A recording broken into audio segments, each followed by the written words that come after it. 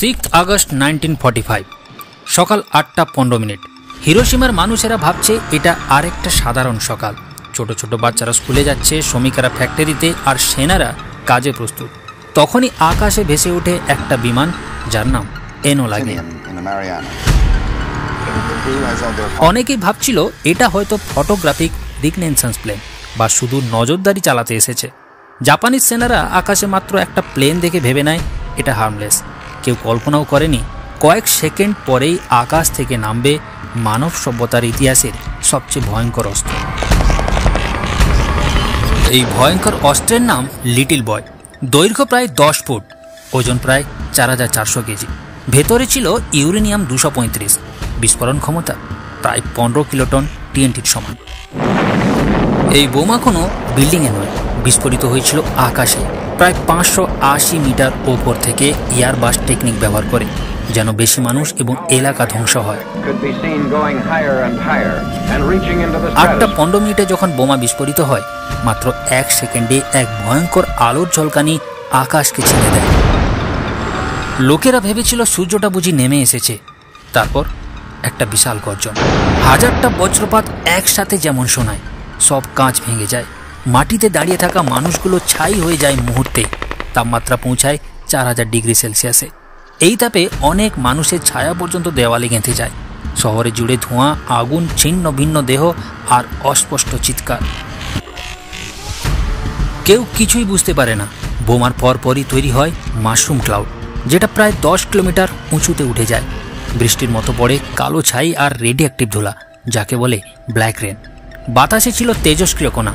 চোখ জ্বলে যেত, শ্বাস নিতে পারত না মানুষ। কোনো গাছের পাতাও পর্যন্ত টিকে থাকেনি। কোনো জল খাওয়া যাচ্ছিল না, সবই তেজস্ক্রিয়।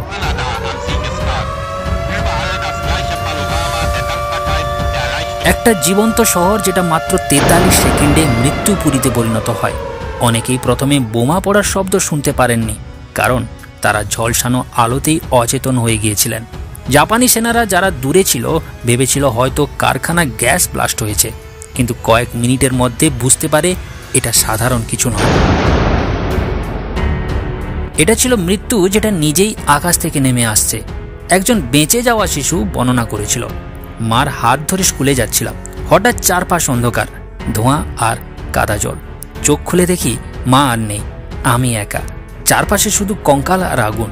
আমি শুধু হাঁটছিলাম, কোথায় যাচ্ছিলাম তাও জানতাম না।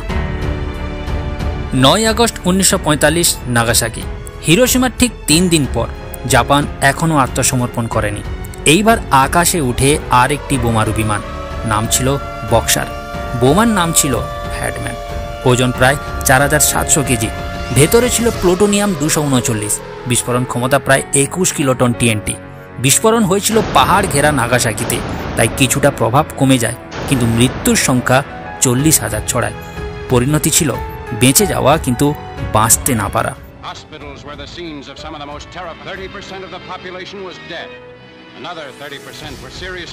যারা বেঁচে গিয়েছিলেন তাদের মধ্যে শুরু হয় চামড়া ঝলসে যাওয়া, রক্ত বমি, অসহনীয় ব্যথা। মাসখানেকের মধ্যে শুরু হয় রেডিয়েন্ট সিকনেস। অনেক শিশু জন্ম নেয় বিকলাঙ্গ হয়ে। আজও জেনেটিক মিউটেশন দেখা যায় সেই অঞ্চলের মানুষদের মধ্যে। এই ভয়ঙ্করতার মধ্যেও জেগে উঠল এক নতুন জাতি। জাপান আত্মসমর্পণ করলো, মাথা নোয়ালো, কিন্তু আত্মমর্যাদার জায়গায় তারা নিজেদের গড়ল নতুন করে।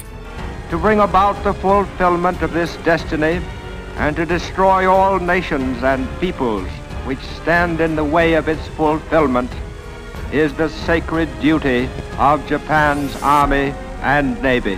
বোমা তাদের শরীর ভেঙে দিয়েছিল, কিন্তু মন ভাঙতে পারেনি। মানুষ কখনো কখনো নিজের তৈরি সবচেয়ে বড় ধ্বংসের কারণ হয়ে দাঁড়ায়। দ্বিতীয় বিশ্বযুদ্ধ, যেখানে কোটি কোটি মানুষ হারালো তাদের জীবন, ঘর, আত্মীয় সভ্যতা, কিন্তু সেই ধ্বংসের মধ্যেই জন্ম নেয় এক নতুন ইতিহাস। হিরোশিমা ও নাগাসাকির ভয়ঙ্কর পরমাণু বিস্ফোরণ, আর তারপরে এক জাতির অসম্ভব ঘুরে দাঁড়ানো। এই গল্প শুধু জাপানের নয়, পুরো মানব জাতির জন্য শিক্ষা।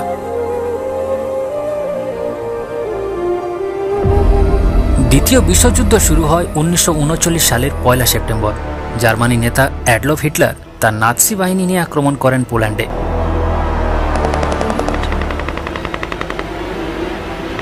এই যুদ্ধের মূল কারণ ছিল হিটলার জার্মানির অপমান ও অর্থনৈতিক ক্ষতির বদলা নিতে চেয়েছিল। ইতালি, জার্মানি ও জাপান তিনটি দেশই নতুন উপনিবেশ ও আধিপত্য চাচ্ছিল। হিটলার মনে করতেন আর্য জাতি শ্রেষ্ঠ, বাকিদের ধ্বংস করা উচিত। জার্মানি আগ্রাসনের বিরুদ্ধে কার্যকর কিছুই করা হয়নি।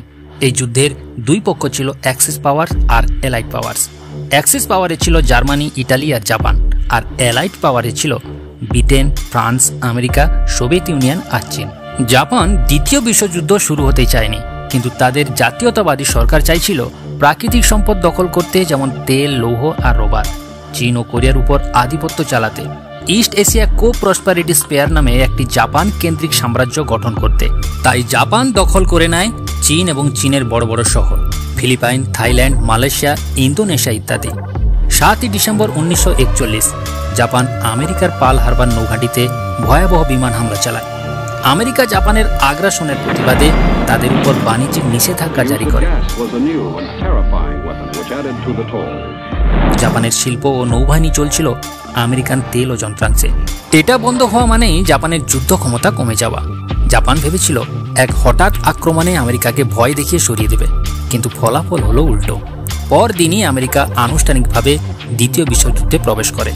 1945 সালের মাঝামাঝি সময়ে জার্মানি আত্মসমর্পণ করলেও জাপান তখনও কিন্তু লড়ে যাচ্ছিল।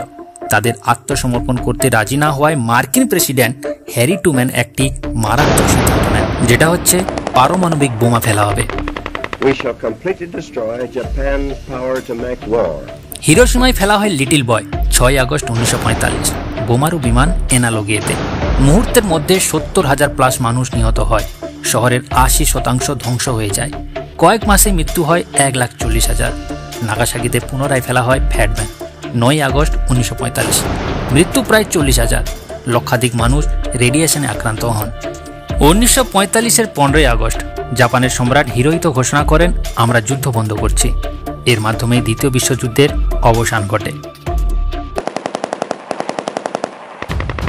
যুদ্ধ শেষে জাপান হয়ে পড়ে সম্পূর্ণ বিধ্বস্ত। খাদ্য, ওষুধ, ঘরবাড়ি কিছুই ছিল না।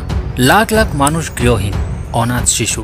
মুছে যায় শত শত বছরের স্থাপত্য, শিল্প ও ইতিহাস। সম্পূর্ণ ধ্বংসের পরে পুনর্গঠনের জন্য অর্থ দরকার ছিল। যুক্তরাষ্ট্র চালু করে মার্শাল প্ল্যানের মতো সহায়তা প্রকল্প।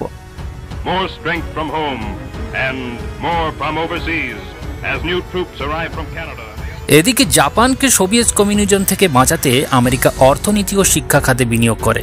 জাপানের নতুন সংবিধান আমেরিকার সহায়তায় লেখা হয়, যেখানে যুদ্ধ নিষিদ্ধ ঘোষণা করা হয়। তাদের প্রতিরক্ষা বাহিনীও সীমিত করা হয়। আজও জাপানের সুরক্ষা লার্জলি আমেরিকার সাথে চুক্তিভিত্তিক।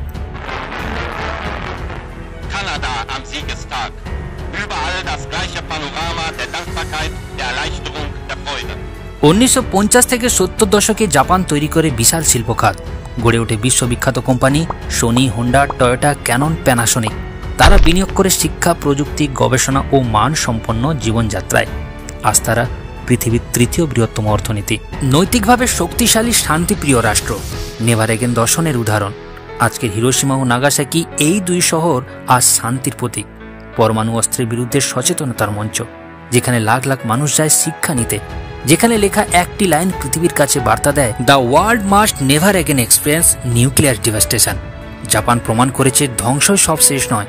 আত্মসম্মান, ঐক্য আর শিক্ষা থাকলে কোনো জাতিকে দমন করা যায় না। হিরোশিমা, নাগাসাকির গল্প আমাদের শেখায়, যুদ্ধ শুধু মৃত্যু নয়, কিন্তু শান্তি মানেই জীবনের জয়। বন্ধুরা, এই ইতিহাস আমাদের মনে করিয়ে দেয় আমরা যেন যুদ্ধ নয়, শান্তির পথে চলি। তো বন্ধুরা, ভিডিওটি ভালো লাগলে লাইক করুন, শেয়ার করুন আর চ্যানেলটি অবশ্যই সাবস্ক্রাইব করবেন। আরও জানুন, আরও শিখুন, কারণ ইতিহাস জানাই ভবিষ্যতের আলো।